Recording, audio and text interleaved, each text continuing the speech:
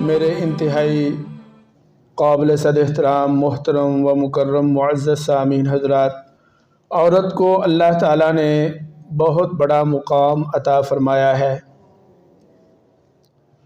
اور مرد کے لیے مرد کے ایمان کو اس کے ایمان کا نصف قرار دیا، اور عورت کو مرد کے ایمان کی تکمیل قرار دیا۔ چنانچہ سرکار دو عالم صلی اللہ علیہ وسلم کا ایک فرمان مبارک ہے، فرماتے ہیں کہ مجھے دنیا میں 3 چیزیں پسند ہیں، حبب الی من الدنیا ثلاث، کہ مجھے دنیا میں 3 چیزیں پسند ہیں، الطیب خوشبو، والنساء عورتیں، وجعلت قرۃ عینی فی صلاۃ، اور میری آنکھوں کی ٹھنڈک نماز میں ہے۔ میرے عزیز و دوستو، سرکار دو عالم صلی اللہ علیہ وسلم اپنی پسندیدہ چیزوں میں سے ایک چیز عورت قرار دے رہے ہیں، اور آپ سمجھ سکتے ہیں کہ یہ ایک ایسے ماحول میں تھا، یعنی آپ کا یہ جملہ ارشاد فرمانا ایک ایسے ماحول میں تھا جہاں عورت کی کوئی حیثیت نہیں تھی، کوئی مقام نہیں تھا، بلکہ وہ ماحول کچھ ایسا تھا کہ بیٹی کی پیدائش کو باعث رسوائی سمجھا جاتا تھا، بیٹیوں کو زندہ گاڑ دیا جاتا تھا، درگور کر دیا جاتا تھا، یعنی بیٹی کی پیدائش پر ہی جس آدمی کے ہاں بیٹی پیدا ہو جاتی وہ گھر سے نہیں نکلتا تھا، کہ عورتوں کے بارے میں کچھ ایسا ذہن تھا لوگوں کا۔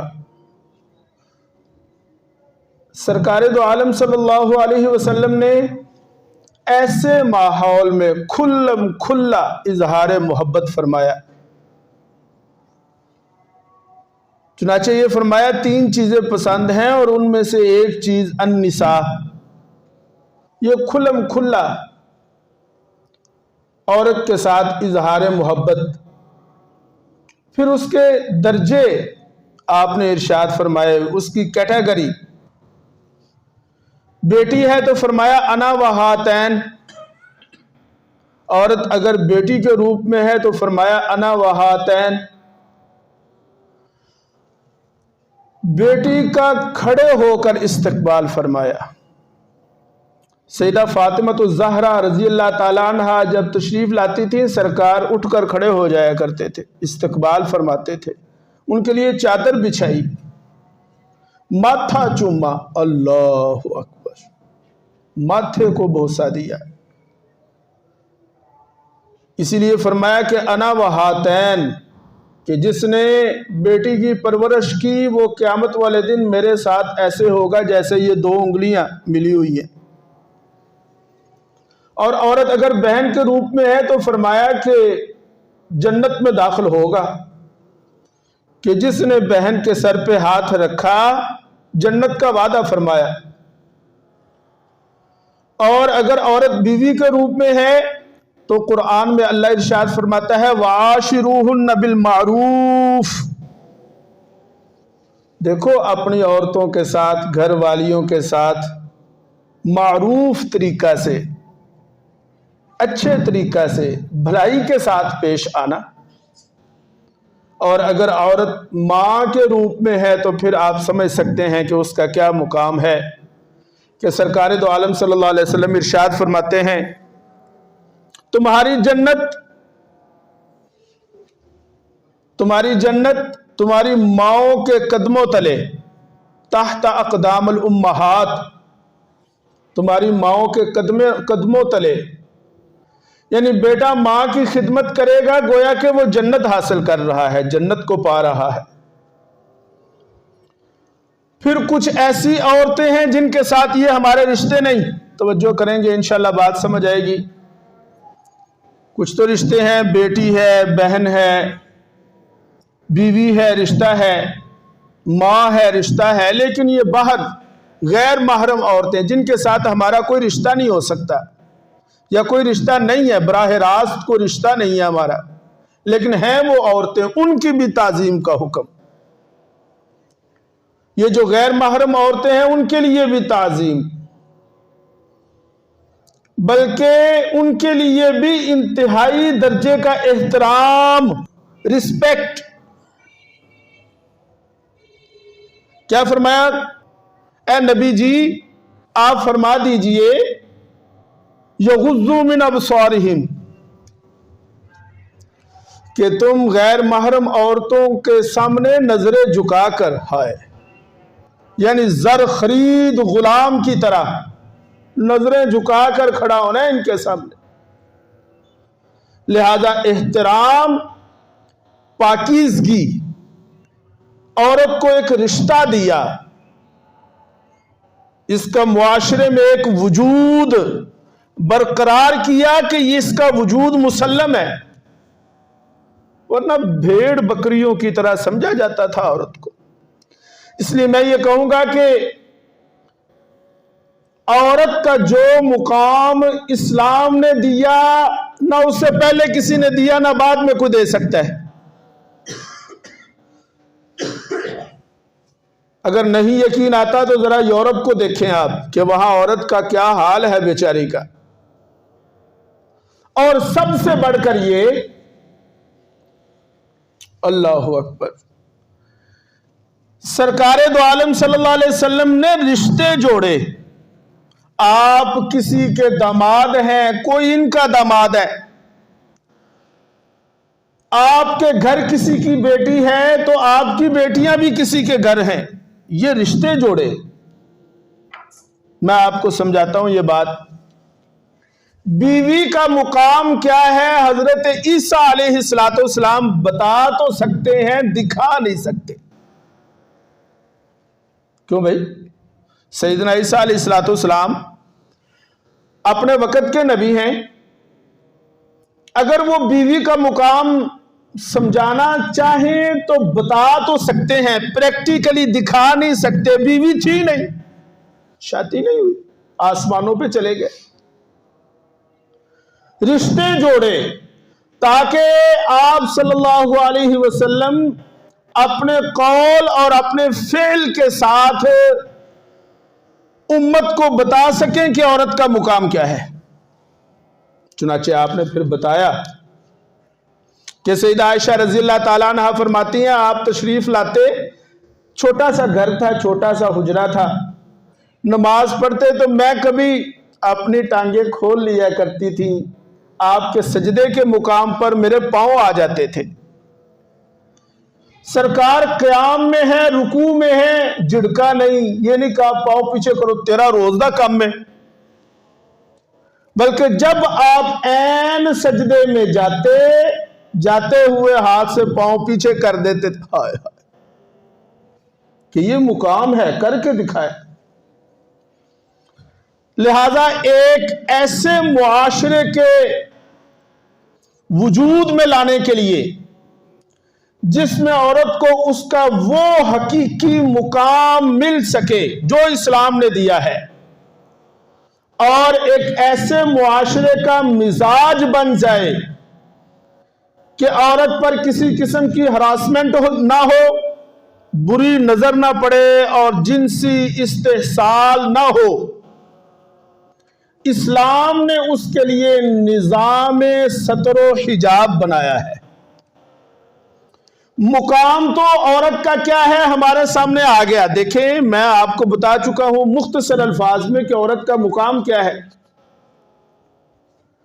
لیکن یہ مقام معاشرہ میں برقرار رہے اور جو اسلامی ہدایات ہیں اس کے مطابق معاشرہ ہموار رہے، عورت کو اس کا مقام ملتا رہے، اس کے لیے اسلام نے پھر ایک نظام متعارف کرایا جسے نظام ستر و حجاب کہتے ہیں۔ یہ گزشتہ دو تین دن پہلے کا واقعہ، یہ جو انڈیا میں پیش آیا، آپ سب نے سنا دیکھا۔ ایک بچی تھی، وہ واقعہ تو آپ نے سنا، کیوں جی؟ دیکھا ہوگا، آپ نے سنا ہوگا۔ اصل میں بات یہ ہے کہ وہاں پر جو ایشو ہے وہ چل رہا ہے حجاب کا، نہیں ہونا چاہیے یہ انڈیا میں۔ بات یہ ہے کہ عورت کو جو مقام اسلام نے دیا وہ مقام اس وقت تک نہیں مل سکتا جب تک نظام ستر و حجاب عملی طور پر نافذ نہیں ہوگا۔ کیسے ملے گا؟ شہوانیت کا غلبہ، ہر طرف لوگ جو پھر رہے ہیں۔ عورت اگر ماں کے روپ میں ہے اس کا کیا مقام ہے؟ بہن کے روپ میں ہے، بہن کا احترام وہ کرے گا جو بہن کو بہن سمجھے گا۔ ایک بندہ بہن کو بہن نہیں سمجھ رہا، وہ اس کے احترام، اس کی جانے بلا سے، اسے کیا اس سے؟ یہ عورت ہے، یہ بہن ہے، کیا غرض ہے اس کو؟ لہذا میں یہ ابھی آگے چل کے اس بات کو بھی ذرا کرتا ہوں، لیکن سنیں کہ نظام ستر و حجاب اسلام نے مقرر کیا ہے۔ دیکھیں، یہ اس دور کی انٹلیکچوئل خیانت اور ڈس اونیسٹی کا بہت بڑا معاملہ۔ جدید نفسیات پہ لوگوں نے بہت کچھ لکھا جی، لیکن جدید نفسیات کا فرائیڈ بابا آدم مانا جاتا ہے۔ اللہ اکبر۔ آپ حضرات توجہ کریں گے تو انشاءاللہ یہ بات میری بھی سمجھ آ جائے گی، اور میں کیا کہنا چاہ رہا ہوں اس پر توجہ کریں۔ میں نے کہا کہ جدید نفسیات کا بابا آدم فرائیڈ ہے، اور فرائیڈ کے نزدیک انسان کے محرکات عمل میں سب سے طاقتور اور سب سے پوٹنٹ محرک سیکس ہے۔ یہ فرائیڈ کہتا ہے، اگرچہ مارکس جو ہے اس نے پیٹ کو قرار دیا، وہ کہتا نہیں سب سے بڑی ضرورت پیٹ کی ضرورت ہے، وہ کہتا ہے سارے جھگڑے پیٹ کے ہیں، ساری لڑائیاں پیٹ کی ہیں۔ لیکن فرائیڈ کہتا ہے نہیں، انسان کے محرکات عمل میں سب سے طاقتور موٹیویشن، سب سے طاقتور جو چیز اور ضرورت ہے وہ سیکس ہے۔ ہاں، میں اس معاملہ میں فرائیڈ ہی کی تائید کرتا ہوں، اس لیے کہ وہ اس بارے میں کوئی غلط نہیں نظر آتا، اس کی بات غلط نہیں ہے، کیونکہ sexual motive one of the most potent motive, no doubt about it. ایک شدید ہیجان، ایک شدید اٹریکشن، اللہ اکبر، یعنی ایک جذبہ، ایک موٹیویشن، اور وہ کیا ہے؟ انسان کی سب سے بڑی سیکس ہے۔ کیونکہ اگر یہ نہیں، یعنی مرد کو عورت کی احتیاج نہیں، عورت کو مرد کی احتیاج نہیں، تو تمدن ختم ہو جائے گا۔ کون شادی کے کھکھیڑے پالے، کون شادی کے جھنجٹ مول لے ہیں؟ بھائی صاحب، ایک پیٹ پالنا آسان ہوتا ہے، پورے خاندان کا پیٹ کون پالے؟ لہذا کون شادی کرے گا اگر اٹریکشن نہیں ہوگی؟ اگر اللہ پاک نے انسان کے اندر ایسا جذبہ نہیں رکھا ہوا تو پھر تمدن تباہ ہو جائے گا، ختم ہو جائے گا۔ اللہ اکبر۔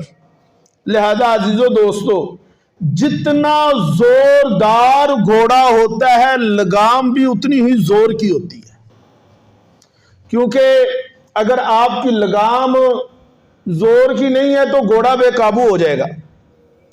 انسان کے اندر یہ جو جنسی خواہش رکھی ہے اتنی زوردار ہے کہ جس کے بارے میں نفسیات کے ماہرین کہہ رہے ہیں کہ سب سے بڑی ضرورت ہے یہ۔ اب اس زوردار گھوڑے کو لگام دینے کے لیے، روکنے کے لیے لگام بھی زوردار ہونی چاہیے۔ لا الہ الا اللہ۔ چنانچہ میرے عزیز و دوستو، اس کے لیے ہمارا سب سے بڑا ہدف بہت بڑا ہدف کیا ہونا چاہیے کہ جنسی انضباط، کیا جی؟ جنسی انضباط، دوسرے لفظوں میں سیکس ڈسپلن، زنا کی روک تھام، یہ ہمارا سب سے بڑا ہدف ہونا چاہیے کہ تمام، اب اس کا ڈسپلن سن لیں، جو نظام اسلام نے دیا وہ یہ ہے، ڈسپلن یہ ہے کہ تمام کی تمام سیکسول اٹریکشن میاں بیوی کے درمیان مربوط رہے۔ کیا ہو جی؟ کہ میاں بیوی کے درمیان ہی جنسی تعلق، قانونی تعلق ہو، ازدواج ہو، اور سیکس انٹرکورس میاں بیوی کے درمیان ہی رہے، کوئی مرد کوئی عورت اپنے شریک حیات کے علاوہ باہر کہیں نظر نہ ڈالے۔ یہ ہے ڈسپلن۔ چنانچہ ڈسپلن کے تحت اللہ قرآن میں کیا فرماتا ہے؟ توجہ کریں ذرا، فرمایا یا ایھا الذین آمنوا لا تقربوا الزنا۔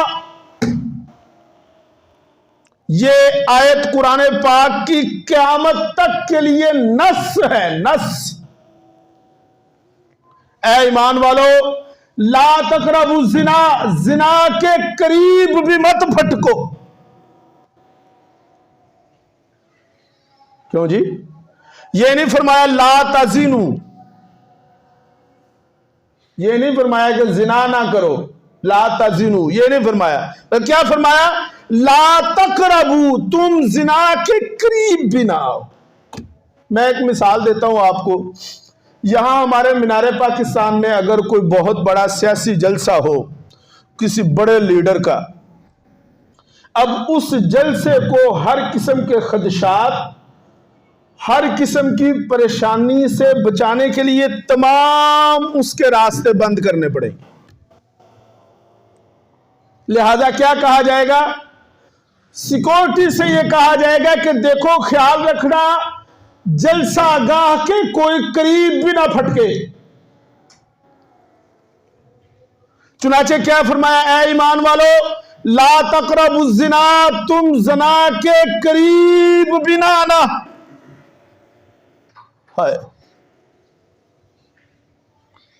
اللہ تعالیٰ نے دور دور تک حدیں لگا دی ہیں، دور دور تک حدیں لگا دی، کسی کو ترغیب نہ ہو، تمام راستے مسدود ہو جائیں۔ اس کے لیے اب چند ہدایات سن لیں۔ یہ جو فرمایا کہ تم میں سے کوئی زنا کے قریب نہ جائے، لا تقربوا الزنا، اس کے لیے پہلا حکم، پہلی ہدایت، اللہ تعالیٰ سورہ احزاب میں قرآن پاک میں ارشاد فرما رہا ہے، وَقَرْنَ فِي بُيُوتِكُنَّ وَلَا تَبَرَّجْنَ تَبَرُّجَ الْجَاهِلِيَّةِ الْأُولَى۔ دیکھو، تم اپنے گھروں میں ٹھہری رہو، وَقَرْنَ فِي بُيُوتِكُنَّ، تم اپنے گھروں میں قرار پکڑو۔ یعنی عورت کا اصل کردار اور اس کی اصل جگہ کیا ہے؟ گھر۔ عورت کا اصل مقام کیا ہے؟ گھر۔ وَقَرْنَ فِي بُيُوتِكُنَّ، اور حدیث میں فرمایا ان المرأة عورۃ۔ دیکھیں یہاں پر یہ سن لیں، عربی زبان میں عورت کا معنی کیا ہوتا ہے؟ عربی زبان میں عورت کہتے ہی اس چیز کو ہے جس کو چھپا کر رکھا جائے، چھپی ہوئی چیز۔ ہم جو عورت کو عورت کہتے ہیں، عربی زبان میں عورت کا معنی چھپی ہوئی چیز ہوتا ہے۔ عربی زبان میں عورت کو نہیں کہتے، عربی زبان میں عورت کے لیے ایک اور لفظ ہے المرأہ. عورت کا معنی ہی یہ ہے کہ وہ چھپی ہوئی ہو. چنانچہ کیا ارشاد فرمایا ان المرأة عورۃ استشرفها الشیطان. جب عورت گھر سے نکلتی ہے نا تو پھر شیطان اسے تاکنا شروع کر دیتا ہے. اوپر جو میں نے آیت بیان کی اللہ فرماتا ہے وَقَرْنَ فِي بُيُوتِكُنَّ، تم گھروں میں رہو. اگر بلا وجہ عورت گھر سے باہر نکلتی ہے تو استشرفہ الشیطان، پھر شیطان اسے تاکنا شروع کر دیتا ہے. شیطان تاکنا شروع کر دیتا ہے کیا مطلب؟ لوگوں کو اس کے پیچھے لگا دیتا ہے. یعنی شیطان پھر اپنے شتونگڑوں سے کام لیتا ہے. اس کے شتونگڑے کیا کرتے ہیں؟ جدھر جا رہی ہے، وہ ہمارے مولانا طارق جمیل صاحب دامت برکاتہم العالیہ ایک دفعہ میں نے سنا فرما رہے تھے، کہتے ہیں ہمارے، وہ تو خیر اور موضوع پر بات کر رہے تھے، وہ کہہ رہے تھے کہ ہمارے بازاروں کا آج یہ حال ہے کہ ایک طرف سے بازار میں داخل ہوں دوسری طرف سے نکلیں تو ایمان کا ایک ذرہ بھی باقی نہیں رہتا. چنانچہ کیا فرمایا کہ عورت جب باہر نکلتی ہے تو پھر شیطان ادھر ادھر سے لوگوں کو اس کی طرف متوجہ کرتے، پھر جو شیطان کے شتونگڑے ہوتے ہیں وہ پھر اس طرف متوجہ ہو بھی جاتے ہیں. لا الہ الا اللہ. اور اس کے ضمن میں کیا فرمایا؟ فرمایا وَأَقْرَبُ مَا تَكُونُ بِرَوْحَةَ رَبِّهَا وَهِيَ قَعْرُ بَيْتِهَا. اے عورتوں سن لو، تمہارے لیے رب کے سب سے نزدیک ہونے کا طریقہ اور ذریعہ یہ ہے کہ تم اپنے گھروں میں رہو. لہذا اللہ کے قرب کا ایک ذریعہ یہ ہے کہ عورت گھر میں رہے. کیوں جی؟ عورت، یہی وجہ ہے کہ ہمارے لیے مردوں کے لیے یہ حکم ہے کہ مسجد میں جا کے نماز پڑھو گے تو زیادہ اجر، 25 27 28 بھی آتا ہے روایات میں، 28 درجہ. لیکن عورت کے لیے کیا حکم ہے کہ تمہاری افضل نماز، دیکھیں نماز اسلام کا سب سے بڑا اور اہم رکن، لیکن اس کی ادائیگی کے لیے عورت کے لیے یہ شرط ہے کہ وہ گھر میں پڑھے، گھر کے صحن میں پڑھے. اور صحن سے بہتر یہ ہے کہ گھر کے دالان میں پڑھے، اور دالان میں پڑھنے سے بہتر یہ ہے کہ وہ کمرے کے اندر پڑھے، اور کمرے کے اندر پڑھنے سے بھی افضل یہ ہے کہ وہ کمرے کے اندر کوئی کوٹھری بنی ہوئی ہے وہاں پڑھے. گویا عورت کے لیے سب سے زیادہ فضیلت والی نماز وہ ہوگی جو پردوں کے گھروں کے کمروں کے اندر ہو. تم کہو گے مولوی نے یہ کیا شروع کر دیا؟ یہ قرآن کا حکم ہے. لا الہ الا اللہ.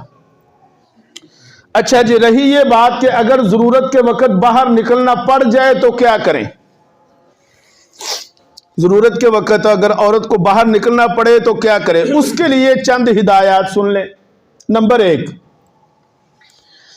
پہلی ہدایت یہ ہے کہ فَلَا تَخْضَعْنَ بِالْقَوْلِ، بلکہ اس سے بھی پہلی ایک اور ہدایت، اس سے پہلی، یا ایھا النبی قل لازواجک وبناتک ونساء المؤمنین یدنین علیہن من جلابیبہن. کوئی نہیں، ضرورت کے لیے گھر سے نکلنا پڑ جاتا ہے، لہذا آپ کہہ دیجئے ازواجی کا، اپنی بیویوں کو، وہ بناتی کا، بیٹیوں کو، ونساء المؤمنین، اور تمام مسلمانوں کی عورتوں کو کہ ضرورت کے وقت نکلیں تو یدنین علیہن من جلابیبہن، جلباب کہتے ہیں ایسے برقعے کو جو سر سے لے کے پاؤں تک کو ڈھانپ لے.